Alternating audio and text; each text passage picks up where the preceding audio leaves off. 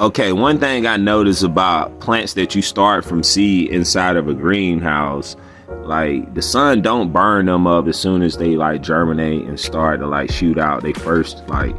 two little leaves before they actually reach their two leaves. But okay, say if I planted like some seeds in the field, like direct seed, and then they come up and then it's just like a certain amount of days of just warm and hot weather while the sun is out.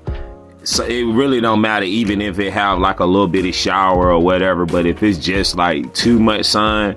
it will burn the plant. Like it just shrivel the plant up. So it's like that's the only difference of like from doing like a transplant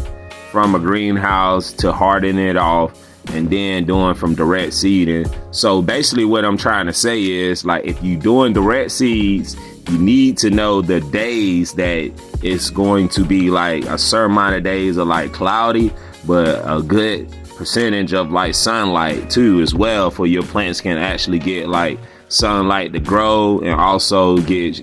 sunlight for certain type of plants have to produce sugar to actually make flowers, you know, to pollinate and grow. So, you know, so it actually need a certain amount of hours of sunlight, you know, so but I'm basically saying if you only doing it like direct seed, just make sure like at least for like 7 days on crops that's like turnips, carrots, collard greens, snow peas, any type of cold crop vegetable, lettuce, mustard greens, boy chaw,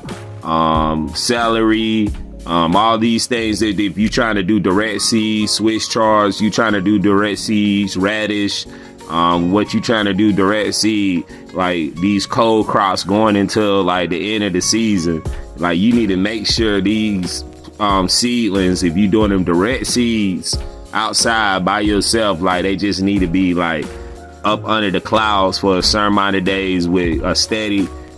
shower or rain, and they'll germinate and they'll produce very well and they won't die. Now also when you first get your little leaves, like before you get your true leaves, you want to also apply like stuff to keep the bugs off, because see, one thing about it, when you producing your first little true leaves and stuff like that, like plants will come up, like insects will eat them real fast. They love to eat the little bitty leaves and stuff like that, so they'll eat up your whole plant and you won't have no plant. So you want to stay on top of that too. So I hope this information and tip help. One love, y'all.